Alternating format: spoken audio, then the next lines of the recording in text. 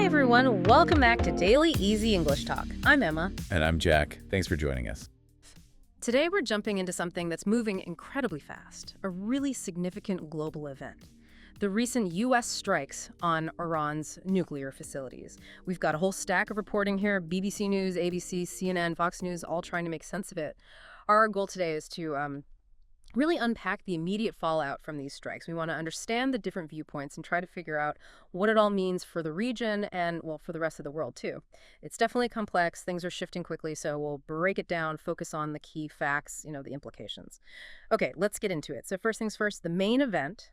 Overnight, the U.S. launched a pretty major military operation. They hit 3 key Iranian nuclear sites, Fordo, Natanz, and Isfahan. The Pentagon's calling it Operation Midnight Hammer. Yeah, and the how here is fascinating, isn't it? They used 7 B-2 stealth bombers. These planes flew this incredibly long mission, something like 36 hours, right from the U.S. mainland. And a really interesting tactical piece, they apparently sent some of those B-2s out over the Pacific first. As a decoy. Exactly. To draw attention away, keep the main strike group under wraps as it approached Iran from the east. Clever stuff. And the weapons they used. Specific things called massive ordnance penetrators, MOPs. Ah, the bunker busters we hear about. Precisely. Designed to penetrate deep underground like the Fordo facility, which is buried under a mountain. They also used Tomahawk cruise missiles, looks like from a U.S. Navy submarine, targeting the Isfahan site. More than 24 of those. Wow.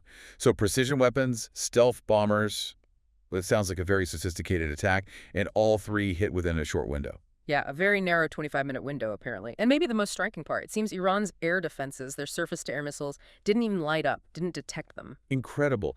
And right after U.S. officials, you had Defense Secretary Pete Hegseth out there pretty quickly claiming spectacular military success. They used strong language. So they devastated the Iranian nuclear program, obliterated their ambitions, pushed them back years, which, of course, lines up with President Trump's position for, well, over a decade now, hasn't it? That Iran simply cannot have a nuclear weapon. Absolutely. That message has been consistent. Which leads us to the big question you raised earlier.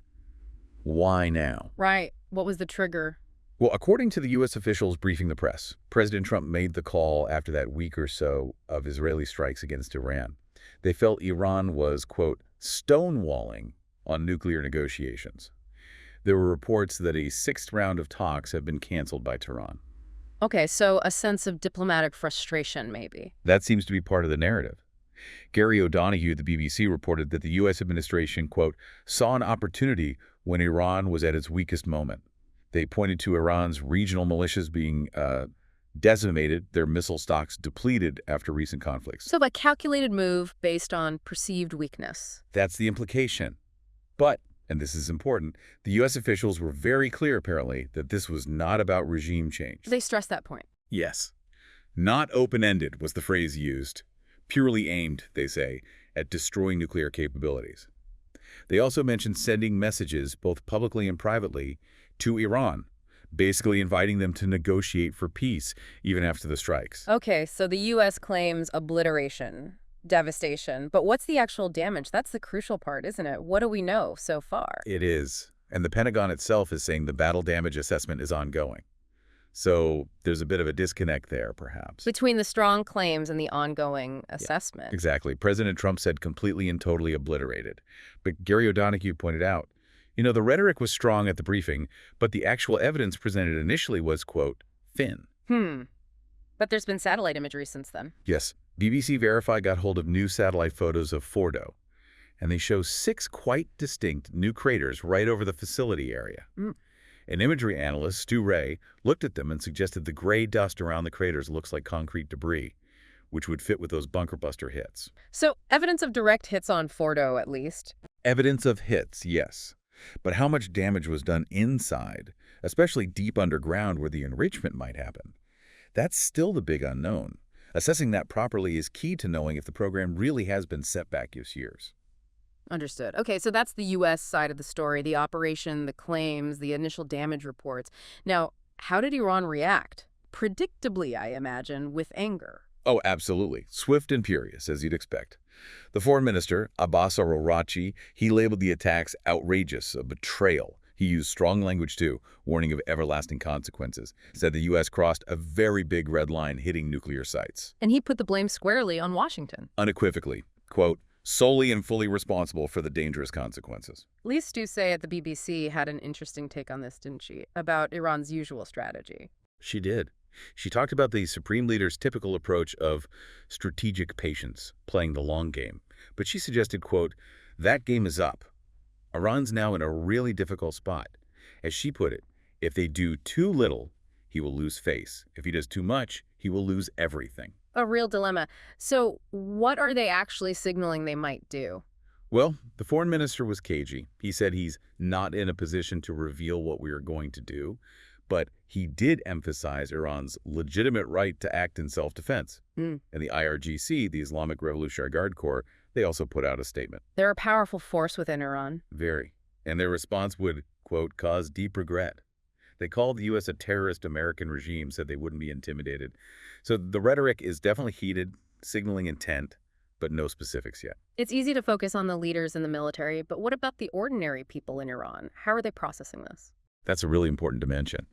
BBC Persian managed to get some reactions, despite internet issues there. And it sounds like, well, mixed feelings. Some people feeling paralyzed, like one woman, Shala, just wondering what is happening next. Fearful. Understandable. Yeah. Then you had others, like a man named Saeed, hoping this might somehow lead to de-escalation, a new Iran for his baby, which is quite poignant. But also anger, frustration. One woman put it bluntly, the Iran's war is among three people, three leaders, and their egos. Wow. That cuts through the geopolitics. It does. And yet you also had voices like a man named Homayun saying, despite the hardship, they felt they had to stand by their country. So it's complex. Fear, hope, anger, patriotism all mixed together. That mix must put immense pressure on the Iranian leadership navigating those internal sentiments alongside the external threat. Absolutely. They have to project strength externally, but they can't ignore the potential cost to their own people or risk destabilizing things further internally. It's a tightrope walk. Yeah. And adding to the tension, Iranian media reported alleged Israeli strikes around the same time, one near Bushehr. Bushehr, that's where their functioning nuclear power plant is, right? The civilian one. Exactly. And another report mentioned Yazd in central Iran. This is worrying because the IAEA, the UN's nuclear watchdog, had explicitly warned that hitting Bushehr could cause a, quote, very high release of radioactivity. That's terrifying. Was there any release? Thankfully, no. Iran's head of nuclear safety came out and confirmed there was no radiation contamination beyond the immediate sites hit by the U.S. strikes. He reassured the public things were normal. Even the UAE, next door, said their monitoring showed no impact. So the immediate radiological danger from these specific U.S. strikes seems contained, but the potential risk, highlighted by mentioning Bushehr, it's huge. It really underscores the stakes. Okay, so this is clearly, as John Simpson from the BBC called it, a very big moment. He also made a point about the lack of resistance to the U.S. bombers, suggesting it showed something about Iran's capabilities. Yes. He noted they carried out the mission without any kind of resistance whatsoever, which he interpreted as indicating Iran, quote, is not the kind of power that is able to do that, meaning project that kind of air defense. And Lise Doucet called it a major turning point in the whole U.S.-Iran relationship, stretching back 45 years. It certainly feels like one. Which brings us to that massive question hanging over everything.